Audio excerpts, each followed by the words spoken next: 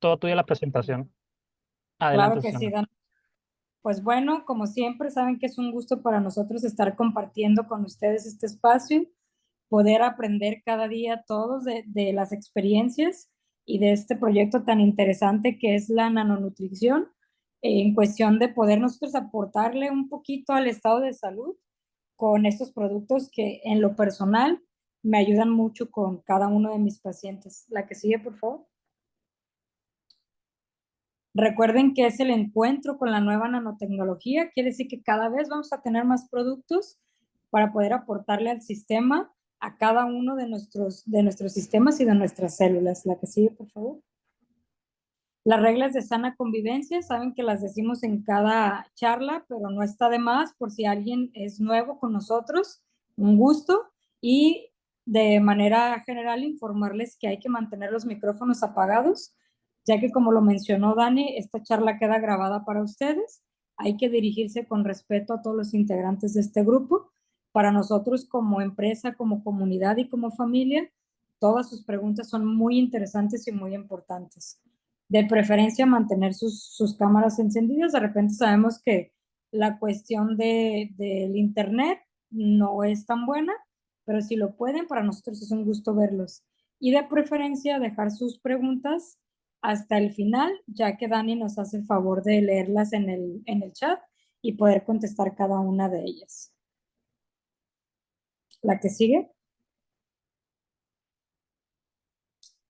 Dentro, el tema que apareció no es el tema que estamos viendo, pero dentro de los trastornos que vamos a encontrar en el sistema nervioso central, vamos a tener el traumatismo encefálico y medular.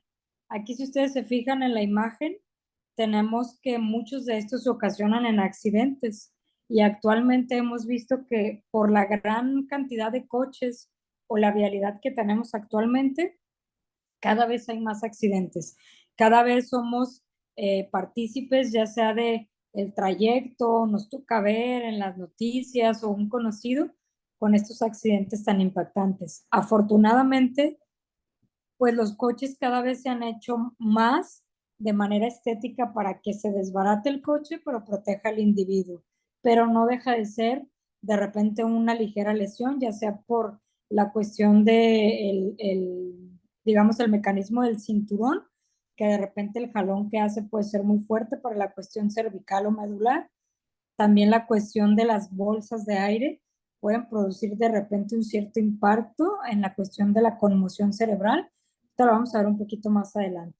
Aquí nos habla del traumatismo encefalocraniano o encefalocranial, donde nos dice que las alteraciones van a ser a partir de un traumatismo y es una alteración de la función encefálica con una evidencia de patología encefálica causada por una fuerte o un impacto demasiado grande o extremo donde el paciente tiene esta cuestión. Lo más común que puede pasar de este tipo de traumatismos es en las caídas de los niños, los adultos mayores y después está seguida precisamente por los traumatismos contusos que no son de manera accidental como las caídas, sino en la cuestión de los automóviles.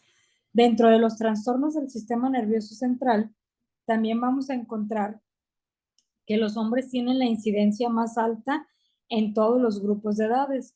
Si ustedes se fijan a quien le gusta el deporte, actualmente hay una iniciativa muy grande para nosotros en cuestión del deporte, prohibir sobre todo la cuestión del fútbol, lo que llaman los cabezazos o el gol de cabeza o lo que de ese tipo. ¿Por qué? Porque la velocidad, la fuerza y el impacto se ha identificado en los estudios que existen un traumatismo craneoencefálico muy grande, sobre todo de tipo cerrado a largo plazo. Nos habla aquí de que la incidencia en trauma craneoencefálico es máxima entre los nativos norteamericanos, más que en la parte de Alaska y más en la cuestión de los afroamericanos, sobre todo en las familias donde hay ingresos bajos y medios, ya que no existe de repente un terreno, digamos, muy bueno para que las personas puedan habitarlo.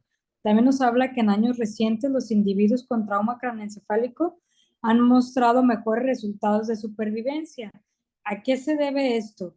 Recuerden que también la ciencia avanza y la mayoría de las personas cuando tienen un trauma craneoencefálico, en la mayoría de los hospitales ya tenemos a la mano lo que son las tomografías o la cuestión de una tomografía computarizada magnética que nos permite identificar el daño que se pudo haber ocasionado a partir del trauma. La que sigue, por favor.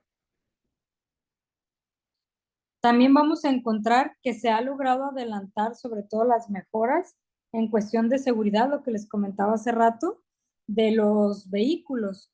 Justamente el hecho de la bolsa, aunque genera un cierto impacto, permite que la parte del cráneo no se golpee contra el volante. También el hecho del cinturón junto con los cabezales permite un menor movimiento, aunque hay todavía ciertos cinturones, quizás de modelos más antiguos, que todavía no tienen este mecanismo y pueden ocasionar lesiones, sobre todo de tipo latigazo a nivel cervical. La que sigue, por favor. Tenemos que el traumatismo craneoencefálico se puede clasificar como primario y secundario. El traumatismo encefálico primario es causado por el impacto o la lesión directa, donde puede ser focal y afectar un área del encéfalo o puede ser difuso y afectar más una área de tipo encefálica. Ambos, ya sea el primario o el secundario, tienen lesiones que pueden asociarse con el mismo acontecimiento donde la lesión encefálica va a ser focal o puede ser de tipo axonal. Esto va a ser de manera difusa y puede representarse hasta en un 50% de todas las lesiones en cuestión de traumatismo craneoencefálico. Tenemos que las lesiones encefálicas de tipo focal son la causa más común en 2 de los tercios de las muestras de traumatismo. Sobre todo vamos a ver que estas lesiones van a ser de tipo axonal, van a ser difusas y van a ser de tipo epiléptica, donde vamos a tener que un tercio de estas, a partir de un traumatismo, puede producirse la muerte. Esto es importante que nosotros lo tomemos en cuenta por lo que decíamos, la población con mayor riesgo o la población que más puede verse afectada van a ser nuestros infantes y nuestros adultos mayores. Estas lesiones de tipo secundaria pues van a ser una consecuencia indirecta de la lesión primaria e incluyen respuestas sistémicas y una cascada de acontecimientos de tipo molecular y químicos que van a afectar toda la función del encéfalo.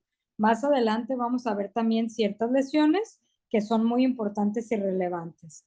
Aquí hablando de lo que es un traumatismo craneoencefálico, podemos ver también que se va a clasificar como leve, moderado y grave, donde vamos a tener una escala muy importante. También se las puse aquí para que ustedes la tomen en cuenta y la tengan, que es la escala coma de Glasgow, que a nivel de prehospitalario y hospitalario nos sirve mucho para identificar el nivel de conciencia y la gravedad de algún traumatismo craneoencefálico. Nos habla que este se utiliza habitualmente para evaluar la gravedad de la lesión de este tipo de traumatismos, donde también se puede utilizar otras escalas que son incluidas como la de Abbreviated Injury, donde va a ser una escala con traumatismo, la Injury Severity Score, o la conocemos como SCORE, que también son puntuaciones a nivel hospitalario, y la duración de la amnesia, también de tipo postraumática, nos indica la severidad o la cantidad de daño que puede haber a nivel encefálico. La mayoría de los traumatismos van a ser leves, pero si ustedes se fijan en la imagen que teníamos del lado derecho, también nos habla de lesiones primarias y secundarias con ciertos síntomas, donde vamos a ver que puede haber despolarización de la membrana, donde el paciente puede no sentir ciertas áreas de su cuerpo o tener una hiperalgia por esta misma estimulación. También vamos a ver que va a haber una apertura de canales de sodio, potasio y calcio, donde va a haber liberación de aminoácidos, que esto nos pueden generar edemas o puede generar ciertas inflamaciones, sobre todo por la acumulación de los metales, perdón, de los minerales que tienen aquí en cuestión de la lesión traumática. Ahora sí la que sigue, por favor. Tenemos también que las lesiones traumáticas o las lesiones encefálicas primarias vamos a tener de tipo focal. ¿Qué vamos a tener con estos pacientes o cuál es la importancia de un traumatismo encefálico focal que puede ser causado por un traumatismo cerrado de tipo contuso o abierto de tipo penetrante, donde el traumatismo cerrado es de lo más frecuente que vamos a tener, donde se va a ver implicado o involucrado la cuestión de un golpe a nivel de la cabeza contra una superficie dura, o puede ser un objeto, ya sea que este objeto esté en movimiento o esté fijo. También vamos a tener que aquí la zona cerebral que se va a afectar va a ser la dura madre y esto va a permanecer en cuestión de sin daño o traumatismo mayor, pero aquí el riesgo que existe es que este mismo traumatismo de tipo contuso o de tipo cerrado puede estar generando una hemorragia interna y esto nos va a dar ciertos síntomas. La que sigue, por favor. El traumatismo contuso puede producir lesiones encefálicas focales y lesiones axonales difusas, y esto puede ocurrir al mismo tiempo. El traumatismo encefálico abierto comprende una fractura ya del cráneo. Ya estamos hablando que el cráneo ya se perdió la continuidad o se perdió la estructura y ya tuvo una lesión mayor, y esto también es de un alto riesgo ya que puede producir la hemorragia externa, pero no solo eso, sino que también podemos tener infecciones posteriores al traumatismo. Puede ser una ruptura en la dura madre, donde se va a conducir a la exposición del contenido craneal, sobre todo hacia el medio ambiente. Esto es lo que va a ocasionar que se pueda generar una infección y esto nos puede dar un riesgo mayor, incluso que el traumatismo cerrado. Ambas son peligrosas, cada una tiene su riesgo. Esta, en el caso particular, es la exposición de la masa encefálica. Las fracturas de cráneo van a incluir fractura compuesta o la fractura perforada y la fractura de cráneo lineal. También la conminuta, que es donde se hacen pedacitos o se parte en muchos pedacitos el hueso del cráneo. Y también vamos a tener la basal, que es en la parte de la bóveda craneal o en la base del cráneo. La que sigue, por favor. Estas van a ser lesiones craneales y encefálicas de tipo específica y van a ser muy observables a nivel de macroscopio o a nivel del estudio que les mencionaba que ya afortunadamente en casi todos los hospitales contamos con ellos. ¿Qué ocurre? Que va a ocurrir en una localización sobre todo precisa, donde vamos a tener un hematoma o vamos a tener una lesión muy visible. De los traumatismos encefálicos de tipo contuso, el 75 al 95% van a ser leves y la protección del hueso nos puede permitir no tener un daño mayor. La lesión de la bóveda craneal y sobre todo de los vasos y las estructuras de sostén pueden producir un daño más grave, lo que mencionábamos con la exposición, que van a incluir contusiones de tipo hemáticas epidurales, subdurales, subcranoides e intracerebrales. Que les decía, el problema es no darnos cuenta que tenemos una hemorragia intracraneal y esto nos puede afectar bastante. Uno de los deportes que más hemos visto estas lesiones y que más han ocasionado una alteración y muerte de manera instantánea por un mecanismo contuso es precisamente el box, donde nos dice que las que son extradurales, que son con sangre entre la dura madre y el cráneo, representan entre el 1 y el 2% de los traumatismos de cráneo, sobre todo los traumatismos mayores, y ocurren en todos los grupos de edades. Pero estas son principalmente individuos entre los 20 y los 40 años, ya que en estas edades normalmente creemos que tenemos más habilidades, más reflejos y también es nuestra edad más productiva, entonces podemos tener mayores riesgos a nivel laboral, donde los hematomas extradurales son causados principalmente por accidentes automovilísticos y en ocasiones por caídas y accidentes de tipo deportivo, como lo estábamos mencionando en la cuestión del box. También tenemos que los hematomas epidurales van a tener una arteria que es el origen del sangrado en un 85%. Recuerden que el sangrado de la arteria siempre va a ser con mayor presión, con mayor velocidad y de mayor cantidad. Esto va a ser acompañado por una fractura de cráneo y el 15% de estas lesiones, el resultado es un traumatismo de la vena meningia o de los senos durales. Son partes de la estructura anatómica que irrigan a la parte cerebral. La fosa temporal es el sitio más frecuente donde nosotros vamos a encontrar precisamente estos hematomas. Lo que ustedes ven del lado derecho, esa partecita roja, precisamente es el sangrado que lo que hace es ocupar el espacio de la masa encefálica y lo empieza a presionar, y al presionarlo entonces vamos a tener síntomas que nos van digamos, de manera clínica, indicar que el paciente está en riesgo y que tiene una lesión mucho mayor, donde también vamos a ver que se produce una lesión de tipo ateita o teintei, lo que le va a tener una vena meningia de tipo media. La que sigue, por favor. El lóbulo temporal se va a desplazar mediante la parte que se va a precipitar de la parte de la herniación por medio de lo que es el sangrado, y se va a conocer como una herniación uncal o del giro del hipocampo a través de la cisura del tentorio. ¿Qué síntomas nos van a ocasionar estas lesiones que hemos mencionado? Pues nos van a ocasionar la parte de la hemorragia epidural, donde va a haber una zona frontal, sobre todo en las poblaciones jóvenes y en adultos mayores. Estos son causa de traumatismo de la arteria meningia y nos va a empezar a presentar confusiones, pérdida de la vista, pérdida de la memoria, pérdida del habla, pérdida de la marcha, o no solo pérdida, también puede ser alteraciones en menor o mayor grado. La que sigue, por favor. Tenemos que los hematomas epidurales se van a presentar de la parte temporal, y quiere decir que sobre todo van a ser en el lóbulo temporal de la parte del cráneo. También se pierde en la parte de la conciencia con el traumatismo. Es donde de repente nosotros escuchamos que recibió un golpe muy duro y al recibirlo, al instante se desmayó.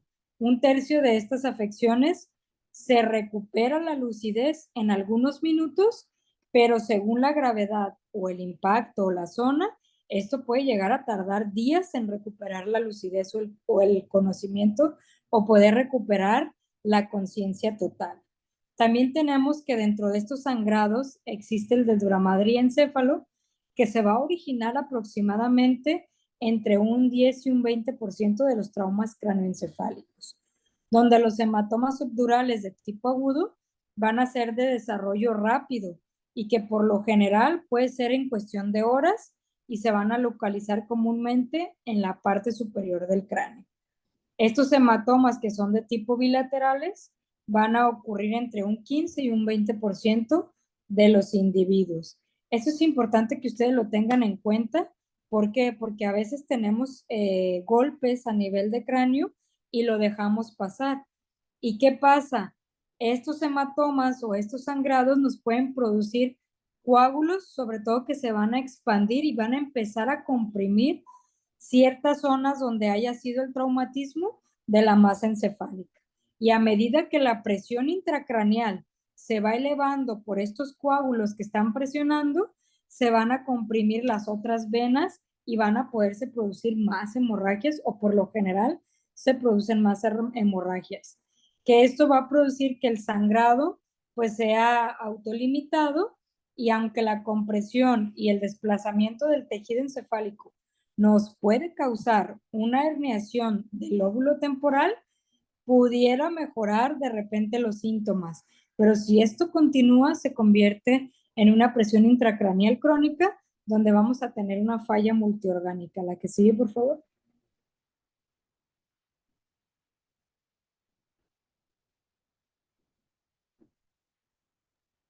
Es la que sigue, por favor. Ok. Gracias. Tenemos que los síntomas clásicos que vamos a encontrar en esto van a empezar desde una cefalea intensa, somnolencia, inquietud o agitación, incluso lo pueden confundir con ansiedad. La persona se va a sentir lenta, sobre todo en la parte de cognición y confusión. Estos síntomas pueden empeorar con el tiempo y pueden progresar hasta la pérdida de la conciencia. Van a tener cambios en los patrones respiratorios y la dilatación de las pupilas, donde nos indica que los síntomas de herniación del lóbulo temporal están incrementados. También pueden ocurrir heminopsias o sobre todo lo que es la parte de la visión defectuosa, que la persona puede decir es que nada más veo de la mitad para arriba, de la mitad para abajo, solo veo del lado derecho, solo veo del lado izquierdo, o de repente veo como rayitas, y esto es importante que lo analicemos para evitar que exista posterior a un traumatismo, porque esto puede ser años después de haber tenido un traumatismo craneoencefálico. Puede ser que tenga mirada desconjuntada y puede ser parálisis de la misma mirada. También tenemos que los hematomas subdurales subagudos se pueden desarrollar de manera más lenta, donde a menudo pueden ser entre 48 horas y hasta 2 semanas. O como les mencionaba, pueden pasar años donde la lesión quizás fue muy pequeña, pero nos dejó una lesión de trauma craneoencefálico.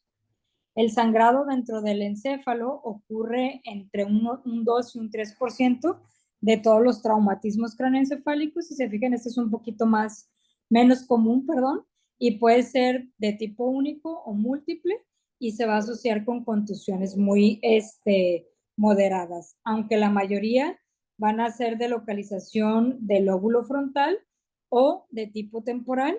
Los hematomas intracerebrales pueden ocurrir en la parte blanda o en la parte blanca que es profunda del hemisferio. La que sigue, por favor.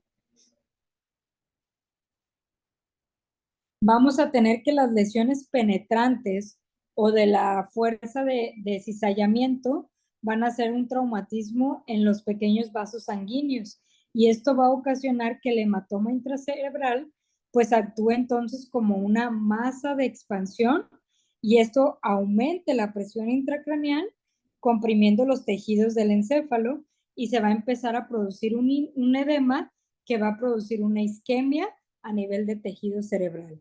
Estos hematomas de tipo intracraneal van a ser de tipo tardío y pueden aparecer de 3 a 10 días después de haber tenido un traumatismo. Lo pueden ver en la imagen del lado derecho, que pueden ser movimientos hacia la izquierda, hacia la derecha, hacia arriba, hacia abajo. Pueden ser por la cuestión de sacudir. Por eso es que de repente hacemos mucho hincapié en que a los pequeñitos, a los bebés, dejemos de estarlos lanzando hacia arriba, de estarlos moviendo o sacudiendo de manera brusca, ya que esto nos puede producir un daño muy grande en el infante. La que sigue, por favor. Tenemos lesiones de tipo axonal difusa, donde la lesión axonal difusa afecta sobre todo a las neuronas en las áreas dispersas del encéfalo y ocurren todos los niveles graves de lesión encefálica, donde los efectos mecánicos de los niveles elevados de aceleración y desaceleración, que esto es muy común en la cuestión de los coches, va a ejercer un latigazo donde va a tratar de disminuir o retrasar todo lo que es la parte de la fuerza y la parte rotatoria del cuerpo.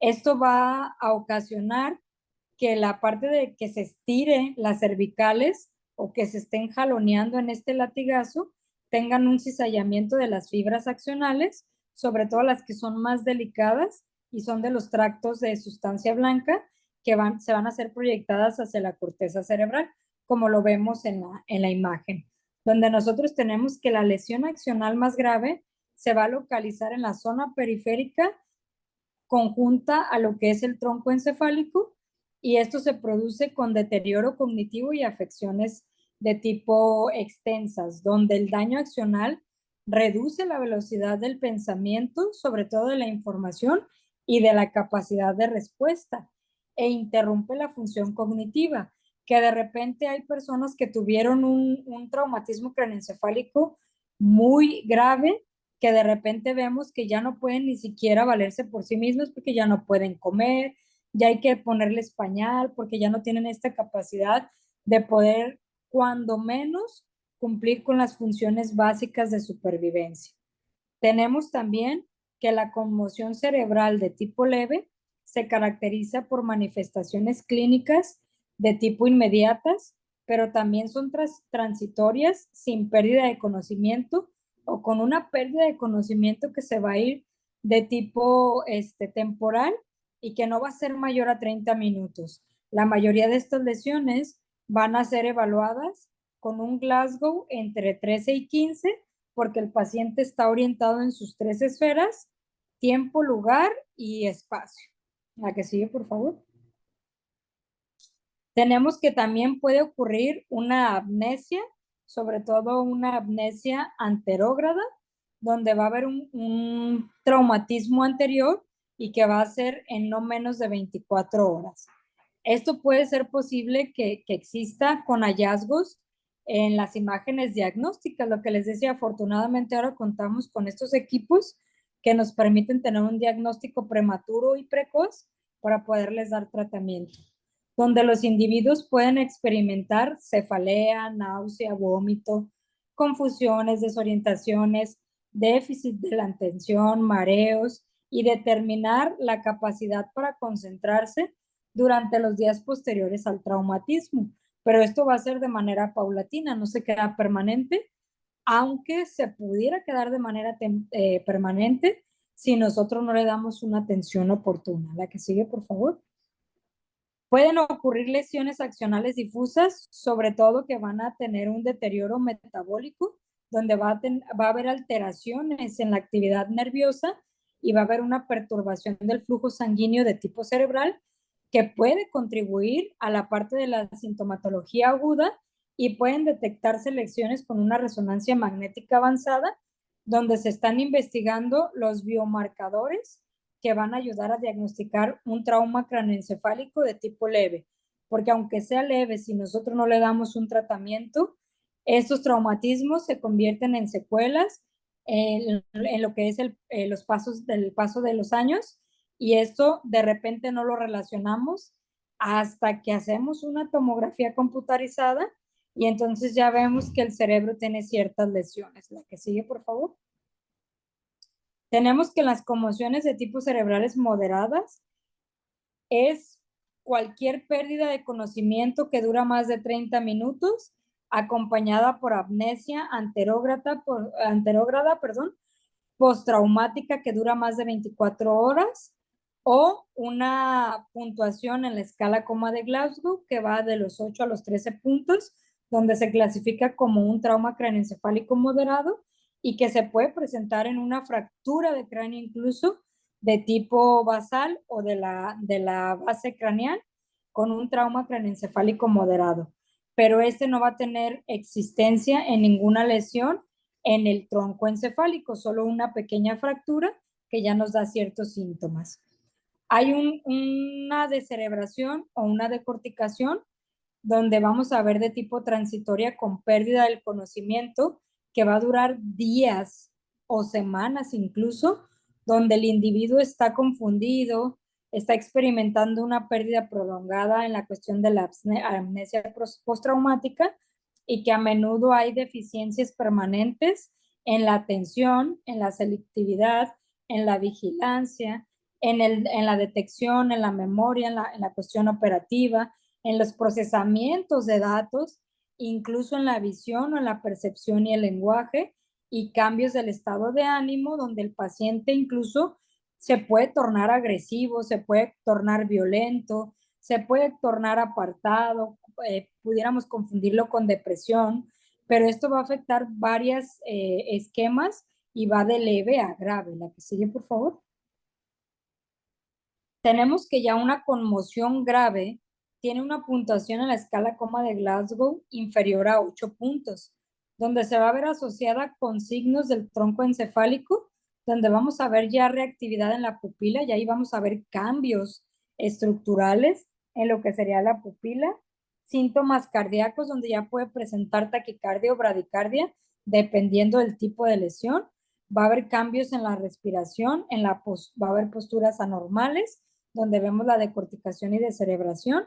Va a haber contusiones intracraneales, hematomas o laceraciones y la pérdida de conocimiento durante más de 24 horas, donde el individuo ya va a empezar a experimentar disfunciones autónomas inmediatas que se resuelven en varias semanas en el caso de darle tratamiento. La que sigue, por favor.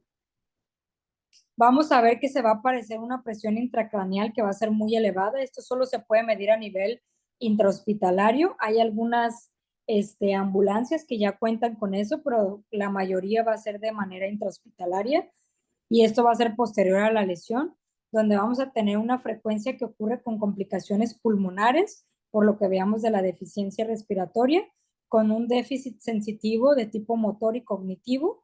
Sobre todo vamos a tener también la aparición de una afección grave en la parte de los movimientos de coordinación y de la comunicación verbal, sobre todo también de la escrita y la incapacidad para aprender y razonar e incapacidad para poder modular el comportamiento. Lo que les decía, se pueden comportar agresivos, se pueden comportar violentos, se pueden comportar apartados. O sea, tenemos que analizar estos comportamientos, sobre todo en el niño y en el adulto mayor, donde vamos a ver que las lesiones graves producen deficiencias neurológicas, sobre todo permanentes, sobre todo en un 20% de los adultos, y se ha demostrado que hasta un 14% se mantienen en estado vegetativo posterior a un traumatismo, y del 20 al 40% de los pacientes terminan desafortunadamente perdiendo la vida como resultado de las lesiones encefálicas o las complicaciones posteriores a este traumatismo. Esta es nuestra escala coma de Glasgow, que se las dejo aquí para que ustedes la tengan, donde nosotros vamos a evaluar tres aspectos muy importantes: la cuestión ocular, la cuestión verbal y la cuestión motora. Esto les puede ayudar a ustedes cuando ustedes tengan algún familiar, algún conocido que haya sufrido una lesión craneal, ya sea en movimiento o con algún objeto estático, donde si ustedes se fijan, el valor ocular tiene una cuestión de 4 puntos, donde vemos ausencia de la apertura ocular al dolor, apertura ocular a la parte de orden verbal, o si los ojos se mantienen abiertos de manera espontánea. A mayor puntuación es menor la gravedad. Donde vemos la verbal también, donde tenemos ausencia de la respuesta verbal, porque la persona tú le hablas y por más que tú le hables está tan conmocionada a nivel cerebral que no tiene esta capacidad de responderte. Pueden haber sonidos incomprendibles donde de repente tú le hablas pero solo balbucea o emite ciertos sonidos, palabras inapropiadas, que puede ser que de repente te hable de incoherencias, o en la parte de la confusión, donde tú le preguntas qué día es hoy y te dice nos vamos a ir de vacaciones. O sea, no sabe ni qué le estás preguntando. O el paciente que lo encuentre si está totalmente orientado. Y ya en la motora, pues vemos ausencia de la respuesta motora. O sea, la persona tú le dices levanta el pie y no lo puede levantar.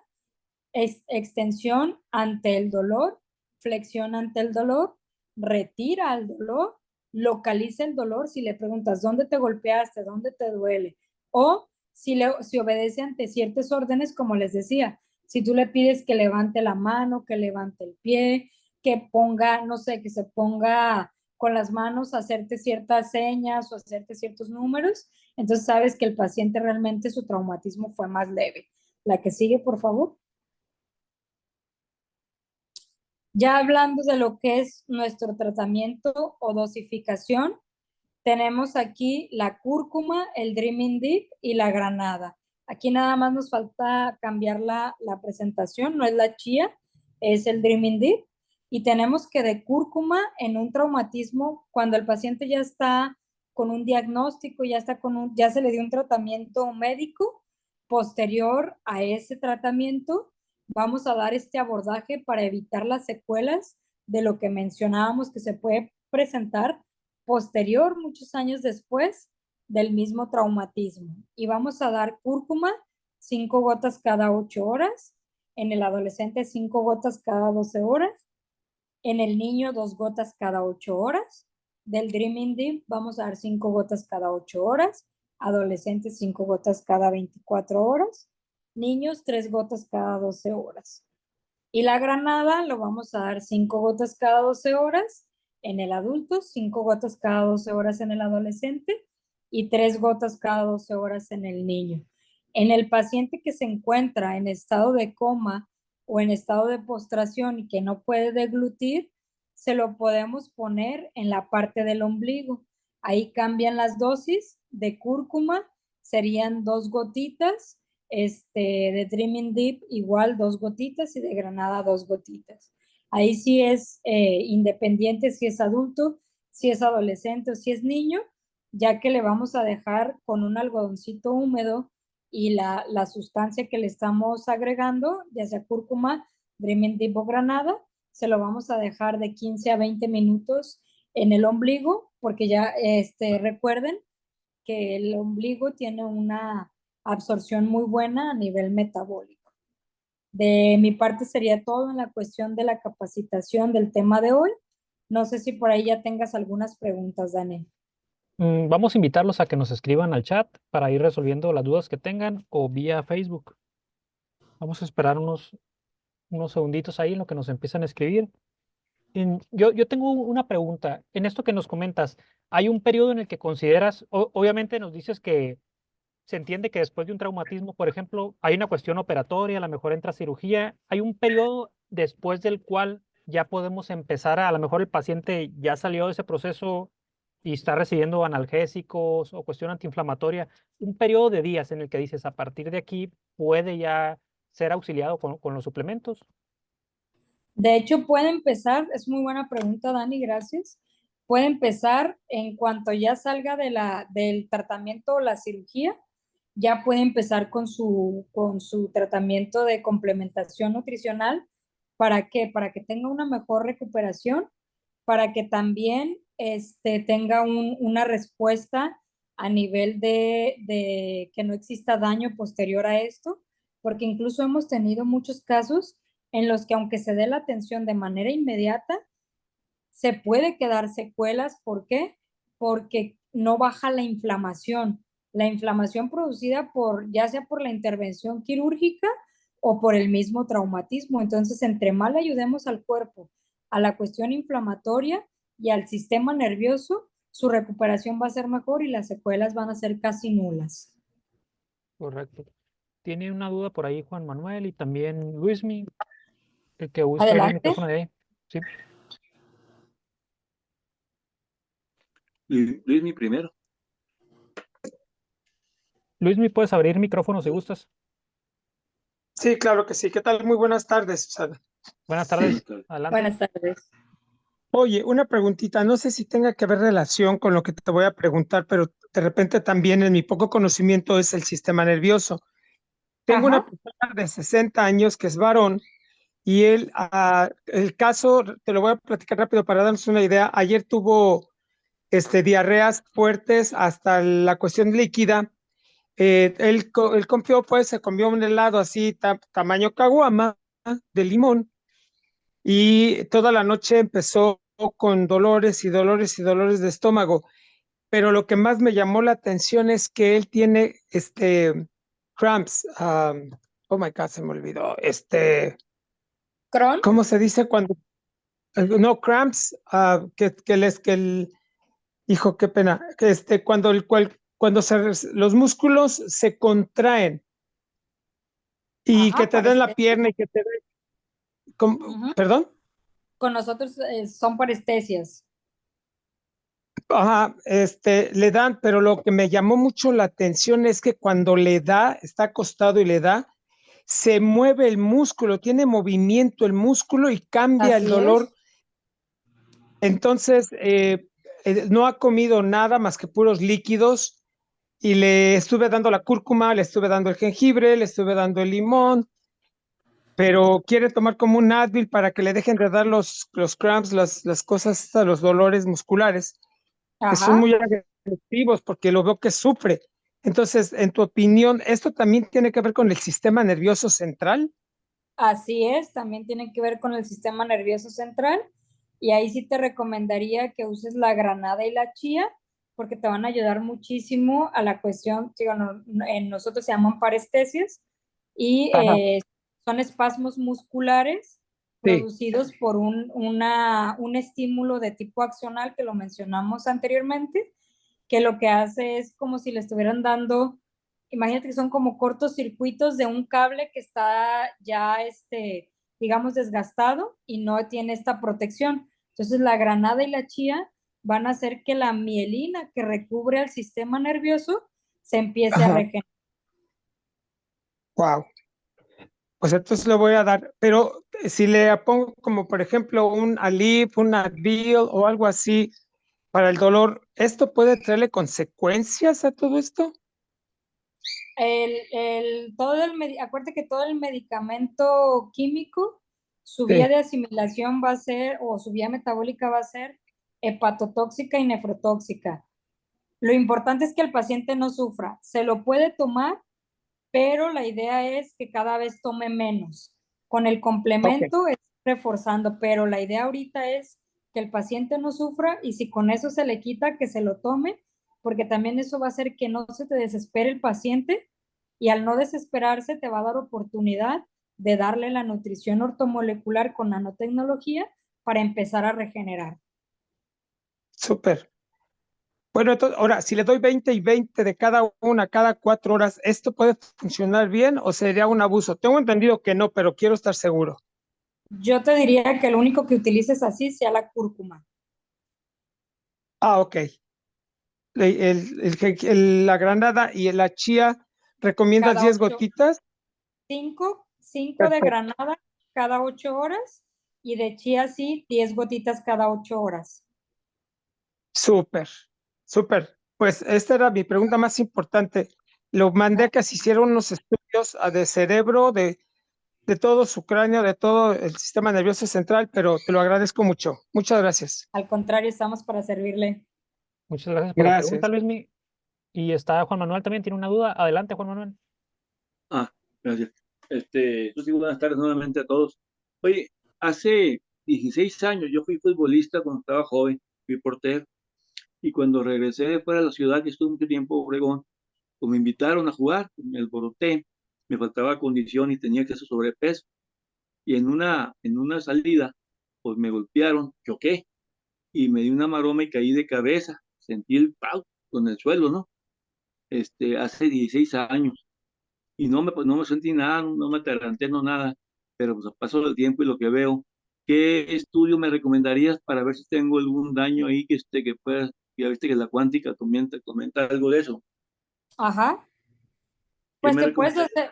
te puedes hacer una tomografía de cráneo, Tomografía o de la cráneo. tomografía de la tomografía axial de cerebro, pero aquí lo más ideal es que ya estás tomando los suplementos y te va a empezar a nutrir. Sí, pues ya tengo 2 años con todo, casi 2 años, ¿no? Ok, Sí, sí, sí. perfecto. Y no va para descartar, pues más que nada, ¿no? Sí, Este, así es. lo otro por cultura, este, el desgaste de la corteza cerebral. Ya ves que de ahí también viene el desgaste a través del tiempo y se comienza a formar, según tengo entendido, la demencia senil. Así es. Esto pues es natural, no es un golpe, no es un trauma, No, pero es pues sí, fisiológico. es fisiológico exactamente, pero también ayudaría a esto. Sí, claro. Ok, lo supuse, pero De, más le de hecho, pregunto. esa pregunta que haces, Juan Manuel, es muy interesante porque si te fijas, la edad que más traumatismo craneoencefálico severos se pueden provocar o se van a dar es entre los 20 y los 40 años. Entonces, si nosotros desde la edad joven empezamos a complementarnos con este tipo de nutrición ortomolecular, con bioactivos de nanotecnología, lo que estamos haciendo es proteger nuestro cerebro de un envejecimiento fisiológico, que no quiere decir que no vaya a envejecer, pero vamos a retrasar el proceso lo más que nuestro cerebro lo permita. Ok, sí, de eso se trata, ¿no? De Así alargar. es. No le chance a que entre. Ok, muchas gracias, Susi. Muchas gracias. Al contrario, muchas gracias por su Siempre. participación. No, no, al contrario. Ok, nos escriben aquí en el chat. Dice, cuando una persona mayor se cae, se golpea la cabeza, ¿puedo empezar a darle la dosificación al momento, de inmediato o después de la caída? ¿Cuánto tiempo tendría que esperar? Mira, lo ideal es que evalúen si el traumatismo fue muy fuerte. ¿Por qué? Porque acuérdate que hablamos de traumatismos cerrados y abiertos.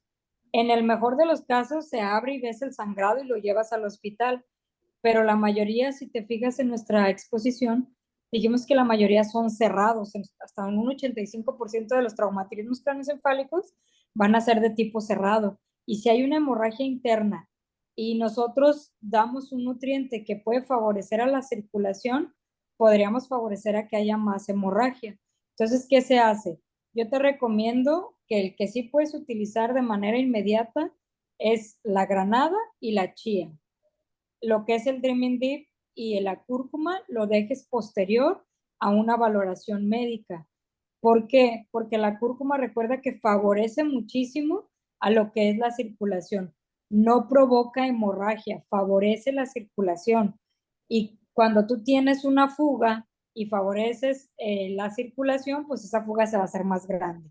Y el Dreaming Deep, recuerda que como es para tranquilizar, para relajar, pudiera ser que su valoración médica no sea la adecuada, porque a lo mejor tú le das el Dreaming Deep y va a parecer que está sedado y pueden pensar que es por el mismo traumatismo. Entonces no te conviene hasta que no tengas una valoración médica de la gravedad o la lesión del tipo trauma craneoencefálico, sobre todo lo que mencioné en niños y en adultos mayores. Correcto. Y era lo que mencionabas, ¿no? Muchas veces por lo que se dice que una persona cuando tiene un golpe que no quieren que se duerma porque no puedes ver la respuesta que va a tener, ¿no? La pudieras No, clasificar mal porque no te los exacto. signos, por darle algo natural, pero le fomentaste el sueño en una condición en donde lo más propio es analizar con un experto cómo va a estar, pues, ¿no? Ante el golpe y en una vez que ya vaya pasando lo crítico, ya empezar a complementar. Así es. Sobre todo eso que mencionaste, Dani, es muy importante que siempre se ha dicho en la cultura que posterior a un trauma craneoencefálico no se duerman. ¿Por qué? Porque también recuerden que lo que nos decía las diapositivas es, hay muchos cambios metabólicos en los cuales el paciente podría tener más complicaciones si nosotros lo dejamos que se duerma. ¿Por qué? Porque el dormirse nosotros lo pudiéramos relacionar y más en los niños, que es por el sentimiento o el dolor que siente, pero podría ser por la gravedad de la lesión. Ujú. Sí, correcto. Es como que de cultura general, pero no sabía el trasfondo hasta ahorita que ya comentabas tal cual, ver cómo se te dificulta checar la condición completa del paciente, ¿no? O baja la mejor la presión por lo mismo de relax del sueño y puedes estar propenso a un efecto secundario ahí, ¿no? Así es. Pues muy bien, vamos a esperar si hay alguna pregunta más. Y también quería rescatar, por ejemplo, que muchas veces para unas condiciones en las que no es un caso extremo, no fue un golpe y no pasó a mayores, pues muchas veces como lo que se va a recetar, normalmente un medicamento, pues se te da analgésico, antiinflamatorio, pero si llegas a tener, por ejemplo, problemas, una condición adversa, ¿no? Que se le suma, que llegas a tener problemas hepáticos, por ejemplo, o ya deficiencia en este tipo, pues ahí las razones en las que te puede ayudar el coadyuvar como algo auxiliar, ¿no? Nutrimental, no va a reemplazar el medicamento, no lo pretende, pero hay condiciones en las que se juntan solo y pues tienes una alternativa también para este tipo de pacientes que a lo mejor cuando los golpes son muy fuertes, la medicación también llega a ser también algo fuerte y puede haber unos daños, ¿no? Si el paciente ya tiene como que ese historial o esa carga que sabes que ya tiene problemas de este tipo. Así es, ¿no? Y eso que dices es muy importante, Dani, porque cuántos de nosotros no de repente nos hemos golpeado que con la puerta del coche, con algún mueble que está más bajito, o sea, que son golpes, como bien lo dices, Dani, quizás no tan graves y que a veces los dejamos pasar. Y esos pequeños golpes llegan a impactar la masa encefálica porque recuerden que el cerebro como tal no está fijo ni está sujeto a una estructura, realmente está flotante. Entonces, al estar flotante con cualquier movimiento brusco, se puede golpear de manera interna y esto nos puede producir quizás no una hemorragia, pero sí una inflamación. Y a veces no lo tomamos en cuenta y esa inflamación pues de repente nos deja sin la oxigenación adecuada por, si tú quieres, 2 horas, 3 horas, pero eso es suficiente para que el cerebro sufra alguna alteración. Entonces, este protocolo sí se puede iniciar de manera inmediata en ese tipo de traumatismos no tan severos. En el traumatismo que nos mencionaban anteriormente por una caída, aunque sea de la propia altura, ahí sí necesita y se recomienda una valoración médica. Sí, que se valore que haya pasado lo crítico, digamos, y que el paciente está respondiendo bien, Exactamente. entonces ya lo estamos dando como algo más para las consecuencias que pudiera ser inflamatorias, un dolor por ahí no muy agudo en esos casos. Así Perfecto. es. Muy bien. No ha habido más preguntas, yo creo que sería todo de momento. Entonces, agradecerte mucho, Susana, agradecerles mucho todas las preguntas de los que participaron, son los que hicieron que fuera un poquito más nutrida con sus dudas esta super charla que nos diste. Entonces, te agradezco muchísimo. Y yo creo que la próxima semana nos estaremos viendo. Ya va a tocar una sesión de preguntas y respuestas. Entonces, también para que por ahí, si nos están viendo, la anoten con tiempo, para que sea una charla de cierta forma que podamos desfogar esas dudas que a veces salen, que es una charla más nutrida también la próxima. Pues agradecerte, Susana, agradecerles a todos, que pasen una excelente noche. Vamos a terminar por hoy la transmisión y nos vemos la próxima sesión. ¿Sale? Excelente, que tengan buena tarde.